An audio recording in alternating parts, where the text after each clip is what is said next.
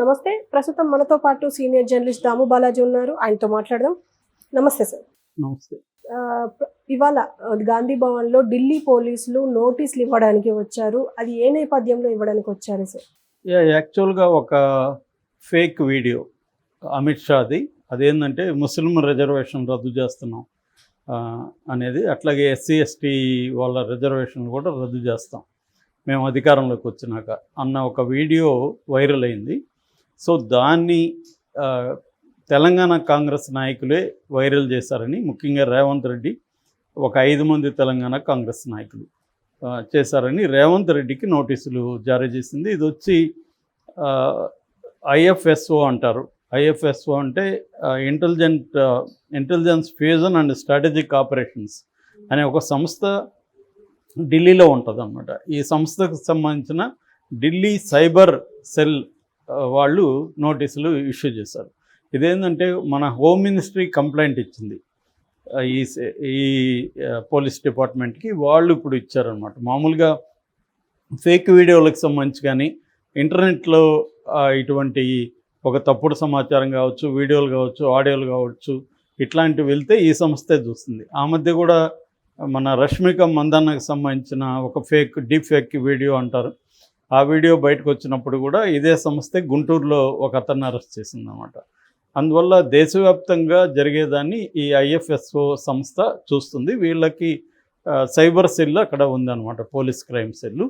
So ఈ cyber cell వాళ్ళు ఈ నోటీసులు ఇచ్చారు. ఇందాకనే జస్ట్ ఒక గంటకు ముందే అస్సాంలో శ్రీ రోతమ్ సింగ్ అనే ఒక అతను కూడా అరెస్ట్ చేశారు. ఫస్ట్ అరెస్టు ఈ కేసులో. సో ఇది సీరియస్గా తీసుకునింది, దేశవ్యాప్తంగా కూడా ఎఫ్ఐఆర్లు పెడుతుంది. ఇది ఇప్పటికైతే తెలంగాణ కాంగ్రెస్ నాయకులకు మాత్రమే నోటీసులు వచ్చాయి. అయితే దీన్ని అసలు తయారు చేసింది ఎవరు, ఈ వీళ్ళే చేశారా, తెలంగాణ కాంగ్రెస్ నాయకులే చేశారా, లేకపోతే దీని వెనక ఇంకెవరైనా ఉన్నారా అని కనుక్కోవడానికి ఈ 5 మంది, రేవంత్ రెడ్డి ప్లస్ ఒక 4, ఈ 5 మందిని మే 1వ తేదీన అంటే ఎల్లుండి ఢిల్లీకి రమ్మని నోటీసులు ఇష్యూ చేశారు. అది ఇప్పుడు తెలంగాణ భవన్లో పెద్ద సంచలనం క్రియేట్ చేసింది. వాళ్ళు రావడం, కాంగ్రెస్ వాళ్ళంతా అక్కడికి గుమికూడడం, ఢిల్లీ పోలీసులు ఇక్కడికి వచ్చారనమాట. సో ఇది ఒక దేశవ్యాప్తంగా ఒక సంచలనంగా మారింది. ఇలాగ ఒక సీఎంకి ఇటువంటి నోటీసులు ఇష్యూ చేసి రమ్మనడం, పైగా మీరే చేశారు ఇది అని చెప్పడం. అంటే ఇప్పుడు 2 విషయాలు ఉన్నాయి ఇక్కడ. ఒకటి, ఆ వీడియో ఫేక్ అనేది ఎలా వీళ్ళకి తెలుస్తుంది.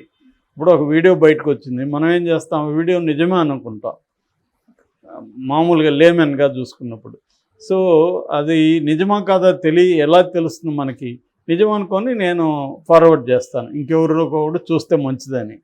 సో ఎందుకంటే ఇప్పుడు ఏంటంటే వాళ్ళు దేశవ్యాప్తంగా మోడీ కూడా ముస్లిం రిజర్వేషన్ గురించి మాట్లాడుతున్నాడు. ఆంధ్రప్రదేశ్లో 4% ముస్లిం రిజర్వేషన్లు వైఎస్ రాజశేఖర రెడ్డి 2004లో ఇచ్చాడు. ఇది ఒక పైలట్ ప్రాజెక్టు కాంగ్రెస్కి.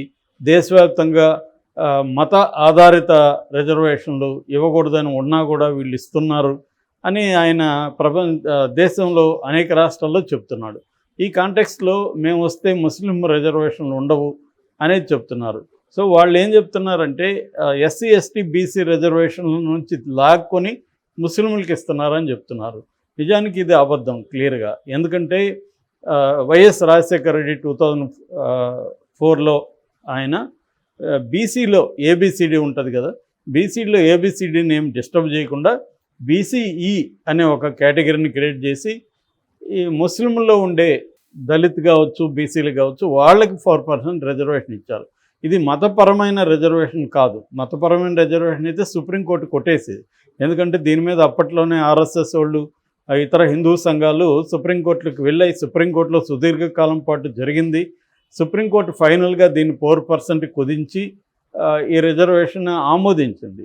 సో ఆమోదించిన తర్వాతే అది మళ్ళీ అమలైంది. 2017లో సుప్రీంకోర్టు ఆమోదించింది. అందువల్ల ముస్లిములకు మత ప్రాతిపదిక ఇవ్వలేదు. చాలా బీజేపీ వాళ్ళు దాన్ని అలా ప్రచారం చేస్తున్నారు. కుల ప్రాతిపదికే ఇచ్చారు. ఎందుకంటే ముస్లింలో పస్మందా ముస్లిమ్స్ అనే ఒక బ్యాచ్ ఉంటుంది, ఒక బ్రాంచి.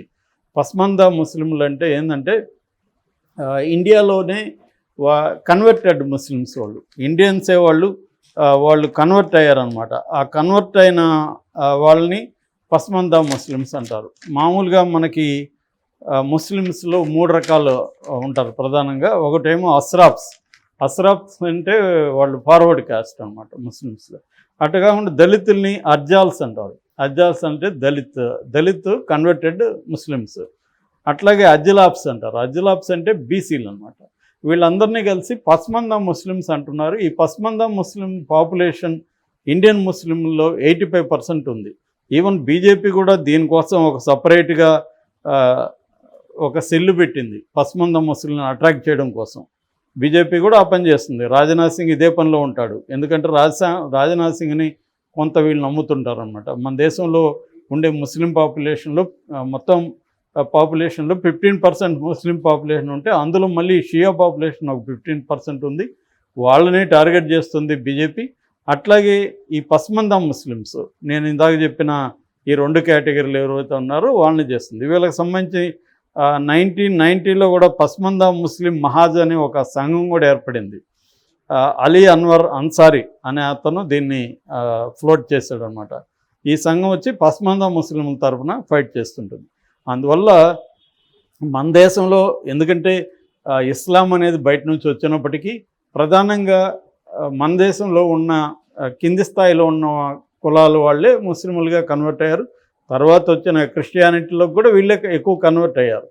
ఎందుకంటే ఈ మతంలో ఉండే అణచివేత కావచ్చు, సోషల్ స్టిగ్మా కావచ్చు, ఇలాంటివి ఆ మతాల్లోకి వెళ్తే ఉండవనే చెప్పి అక్కడికి వెళ్ళారు తప్ప వాళ్ళందరూ ఏమీ రిచ్ ముస్లిమ్స్ కాదు. అందుకని రాజశేఖర్ రెడ్డి అది పెట్టాడు.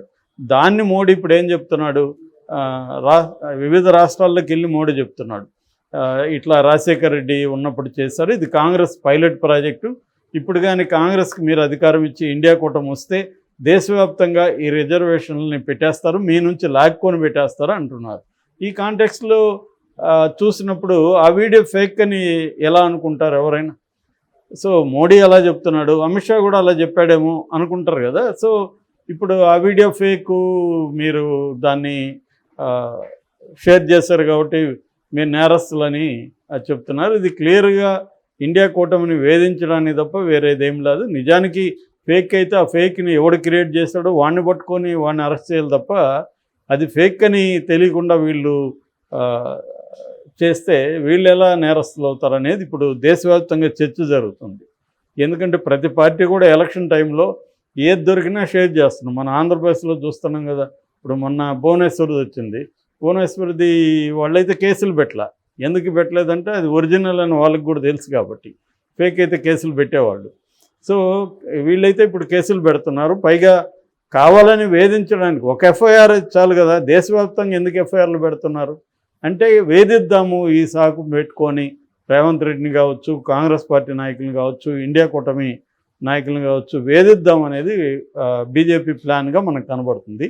మరి ఇది ఎక్కడికి దారితీస్తుందనేది చూడాలి. ఎలక్షన్ టైంలో వాళ్ళు ఏంటంటే ఒక హేట్రెడ్ని పై స్థాయికి తీసుకెళ్తున్నారు.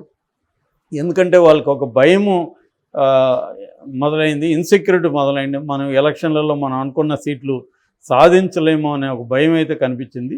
సో దానివల్ల వాళ్ళు ఏం చేస్తున్నారంటే ఇమీడియట్గా హిందూ మతస్థులను రెచ్చగొట్టి ముస్లింలకి మొత్తం ఇండియా కూటమి మొత్తం దోచేస్తుందని చెప్తున్నారు. ఒకప్పుడు కాంగ్రెస్ పార్టీ ఇదే పని చేసింది. ఇప్పుడు లెఫ్ట్ని సిపిఐ సిపిఎం పార్టీలు ఉన్నప్పుడు, ముఖ్యంగా అప్పుడు 2 కలిసి ఉండేవి, సిపిఐ సిపిఎం కలిసి ఉండేవి, కమ్యూనిస్ట్ పార్టీ ఆఫ్ ఇండియా. అప్పుడేంటంటే కమ్యూనిస్టులు డబ్బున్న వాళ్ళ దగ్గర లాక్కొని పేదలకు పనిచేస్తారు వాళ్ళకి అధికారం వస్తే అనేది బాగా ప్రచారంలోకి పెట్టారు అప్పుడు కమ్యూనిస్టుని. అలాగే ఇప్పుడు ఏం చేస్తుందంటే బీజేపీ ఈ నెరేటివ్ తీసుకొస్తుంది, ఎస్సీ ఎస్టీ బీసీ దగ్గర ఉన్న రిజర్వేషన్ లాక్కొని ఇస్తుందని. అట్లా ఇవ్వడానికి రాజ్యాంగం ఒప్పుకోదు. ఒకవేళ ఎవరన్నా చేస్తే సుప్రీంకోర్టు దాన్ని ఒప్పుకోదు. ఇక్కడ కూడా 4%ని కేసీఆర్ 12%కి చేస్తానన్నాడు ముస్లింలకి. సుప్రీంకోర్టు అది రిజెక్ట్ చేసింది. సెంటర్ కూడా అది ఒప్పుకోలేదు.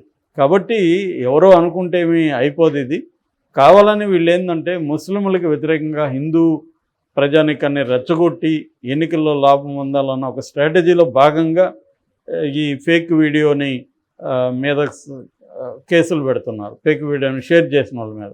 అంత తప్ప ఏం కాదు. దీన్ని ఖచ్చితంగా రేవంత్ రెడ్డి కానీ మిగతా వాళ్ళు కానీ కోర్టుల్లో దీన్ని ఫైట్ చేస్తారని అనుకుంటున్నాను. ఏం జరుగుతుందో చూడాలి.